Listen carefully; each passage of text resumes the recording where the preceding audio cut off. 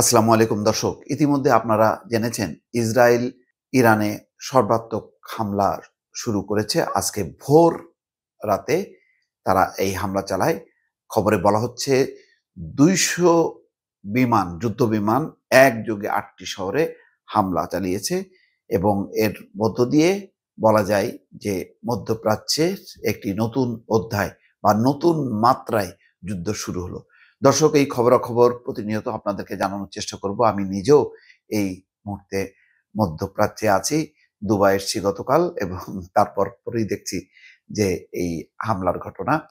আমাদের এই সংবাদ এবং বিশ্লেষণ কেমন লাগছে সেটা জানানোর জন্য অবশ্যই আপনারা কমেন্ট করবেন, লাইক, শেয়ার দেবেন এবং ভয়েস বাংলা সাবস্ক্রাইব করবেন। আসুন খবরের প্রকাশিত যেই খবরগুলি এসছে এবং নানা ধরনের খবর আসছে ইতিমধ্যে। এখন পর্যন্ত আমার হাতে আরেকটি খবর, সেটি হচ্ছে ইরানের ৮টি শহরে কয়েকশো বিমান হামলা চালিয়েছে ইসরায়েল।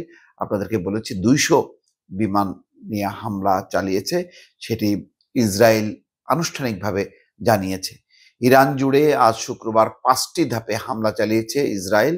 অজ্ঞাতনামা একজন ইসরায়েলি সামরিক কর্মকর্তা টাইমস অফ ইসরায়েল পত্রিকাকে এই তথ্য জানিয়েছেন। এই কর্মকর্তা বলেন, শত শত হামলা চালানো হয়েছে এবং অন্তত ৮টি শহরে লক্ষ্যবস্তুতে আঘাত হানা হয়েছে। প্রাথমিকভাবে পাওয়া বিভিন্ন প্রতিবেদনে বলা হয়েছে, ইসরায়েলি সামরিক বাহিনী ইরানের ৬টি স্থানে বিমান হামলা চালিয়েছে। আর ইরানের রাষ্ট্রীয় গণমাধ্যম জানিয়েছে গত কয়েক ঘন্টায় অন্তত ২টি ধাপে হামলা চালানো হয়। তবে নিশ্চিত না হলেও এখন তৃতীয় দফার হামলা চলমান থাকতে পারে বলে ধারণা করা হচ্ছে। তার মানে ভোর রাত থেকে যে হামলা শুরু হয়েছে সেটি এখনো অব্যাহত আছে। যেসব স্থানে হামলার বিষয় নিশ্চিত হওয়া গেছে সেসব হলো ইরানের রাজধানী তেহরান এবং আশেপাশের সামরিক স্থাপনা।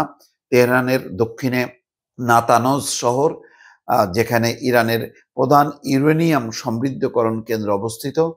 তেহরানের উত্তর পশ্চিমে তাবরিজ শহর, যেখানে একটি পারমাণবিক গবেষণা কেন্দ্র এবং ২টি সামরিক ঘাঁটির কাছে বিস্ফোরণের খবর পাওয়া গেছে। তেহরানের দক্ষিণে ইস্পাহান শহর, তেহরানের দক্ষিণ পশ্চিমে আরাক শহর এবং পশ্চিমে কেরমানশাহ শহর, এই জায়গাগুলোর খবর পাওয়া গেছে যেখানে সর্বাত্মক তারা হামলা করেছে। বিমান থেকে দফায় দফায় হামলা হয়েছে নির্দিষ্ট লক্ষ্যবস্তুতে। ইরানের সংবাদ মাধ্যমগুলো বলছে, তেহরান জুড়ে ৬ থেকে ৯টি বিস্ফোরণের শব্দ শোনা গেছে। হামলা হয়েছে আবাসিক ভবনেও। তবে কত মানুষ মারা গেছে তার সংখ্যা এখনো পাওয়া যায়নি। ইরানের পারমাণবিক স্থাপনা সহ দেশটির বিভিন্ন স্থানে ইসরায়েলের প্রাণঘাতী এসব হামলার কঠোর জবাব দেওয়ার অঙ্গীকার করেছে ইরান। ইরানের সশস্ত্র বাহিনীর জেনারেল স্টাফের মুখপাত্র আবুল ফজল শেখারচি বলেন, জায়নবাদী এই হামলার জবাব অবশ্যই ইরানি সশস্ত্র বাহিনী দেবে। মুখপাত্র আরো বলেন, ইসরায়েলকে তার হামলার চড়া মূল্য দিতে হবে এবং ইরানের সশস্ত্র বাহিনীর কঠোর জবাবের জন্য প্রস্তুত থাকতে হবে। এদিকে ইরানের নিরাপত্তা বাহিনীর একটি সূত্র রয়টার্সকে বলেছে, ইসরায়েলের হামলার জবাব হবে কঠোর এবং ফলাফল নির্ণায়ক। হামলা কি অত্যাসন্ন জানতে চাইলে একই সূত্র বলছে, ইরানের প্রতিশোধ কেমন হবে তার বিস্তারিত নিয়ে সরকারের উচ্চ পর্যায়ে আলোচনা চলছে।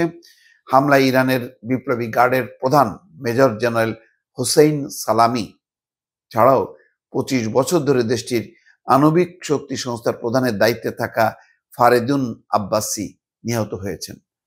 ইসরায়েলের প্রধানমন্ত্রী বেনিয়ামিন নেতানিয়াহু বলেছেন, ইরান থেকে প্রায় ২২৫ কিলোমিটার দক্ষিণে নাতানজ শহরে অবস্থিত ইরানের প্রধান পারমাণবিক সমৃদ্ধকরণ কেন্দ্রে হামলা চালিয়েছে তার দেশ। ইরানের যেসব বিজ্ঞানী দেশটির জন্য বোমা তৈরির কাজে যুক্ত ছিলেন তাদের লক্ষ্য করে এই হামলা চালানো হয়। তিনি বলেন, যতদিন প্রয়োজন ততদিন এমন হামলা চলবে। দর্শক বোঝেন উদ্ধত্ত কি পরিমাণ, যে যতদিন প্রয়োজন। তার মানে হচ্ছে মধ্যপ্রাচ্যের কোনো আরব দেশকে তারা কোনো হিসাবে আনছে না। সৌদি আরব বা সংযুক্ত আরব আমিরাত সহ কুয়েত, কাতার, কাউকে তারা হিসাবে ধরছে না।